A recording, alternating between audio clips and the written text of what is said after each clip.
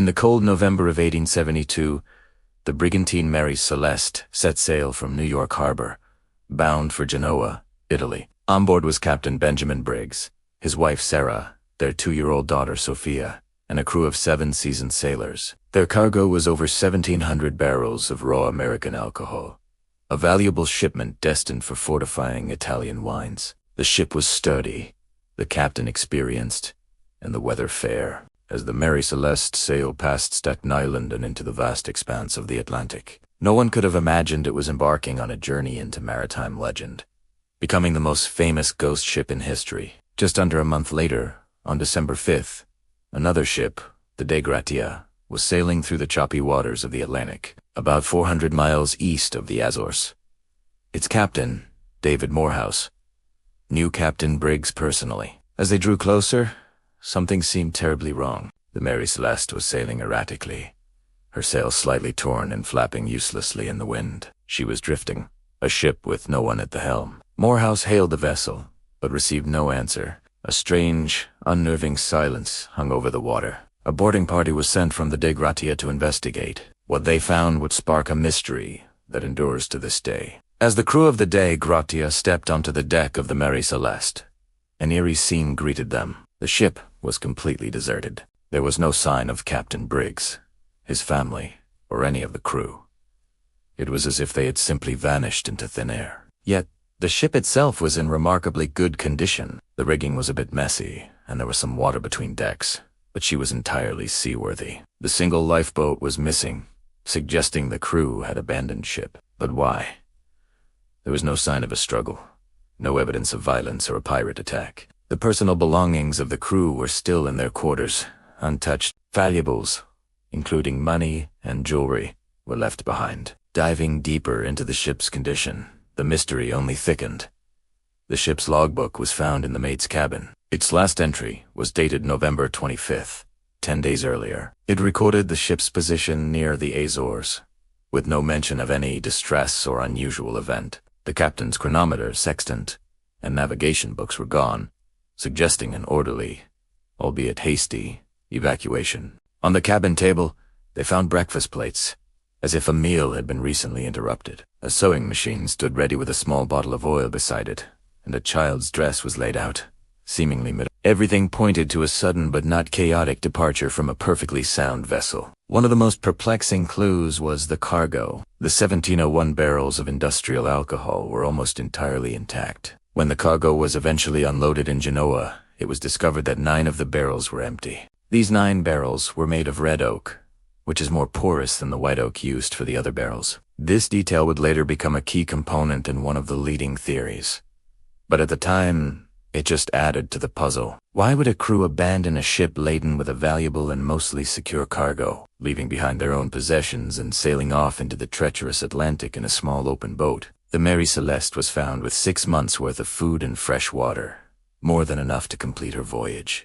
Over the years, theories about the fate of the Mary Celeste's crew have ranged from the plausible to the outright fantastical. Early speculation involved pirates. However, this was quickly dismissed. Pirates would have plundered the ship, taking the valuable cargo, the crew's possessions, and even the ship itself.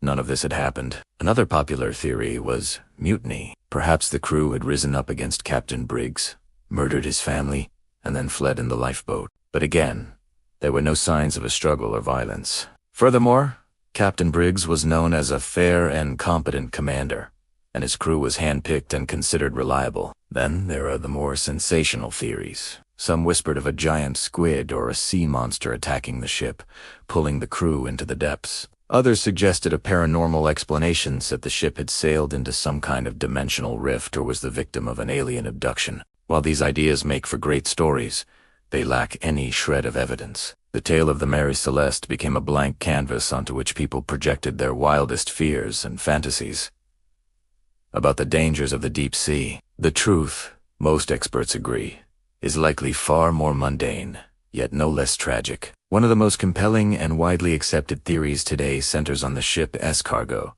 the industrial alcohol. The theory goes like this.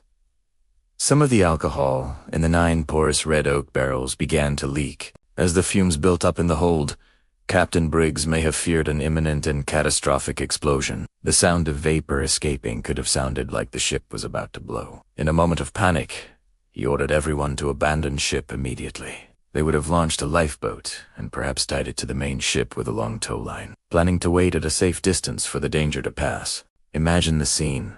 10 people crowded into a small lifeboat, watching their ship, expecting it to erupt in flames at any second.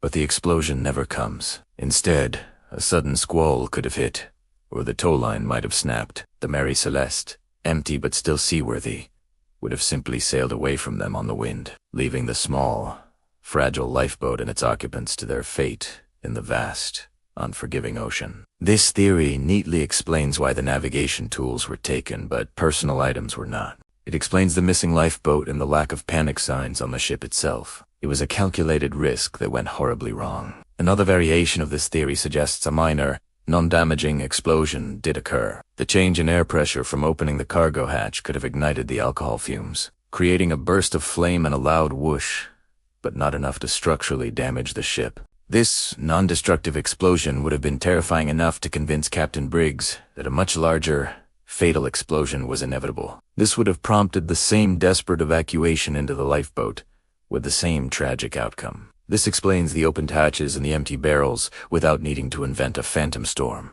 Ultimately, we will never know for certain what happened to Captain Briggs, his family, and his crew. No trace of them or the lifeboat was ever found. They were declared legally dead, and the mystery of their disappearance cemented the Mary Celeste's status as the quintessential ghost ship. The ship itself had a less than glorious end. After the incident, she was sold and passed through 17 different owners, developing a reputation as a cursed vessel. In 1885, her final captain deliberately ran her aground on a reef in Haiti in an attempt to commit insurance fraud. He was caught and died in poverty. A strange final chapter for a ship with such a storied past. The story of the Mary Celeste continues to fascinate us because it touches on our deepest fears of the unknown. It's a perfect mystery with all the clues laid out, yet no definitive answer. It is a human story of a family and a crew who went to sea and never returned, leaving behind a silent, empty vessel to carry their story through time. The ocean keeps its secrets well, and the fate of those aboard the Mary Celeste is likely one it will never give up. What do you think happened? Let me know your theories in the comments below. Thanks for watching, and if you enjoyed this journey into maritime mystery, don't forget to like, subscribe, and hit that notification bell for more stories from the unexplained corners of our world.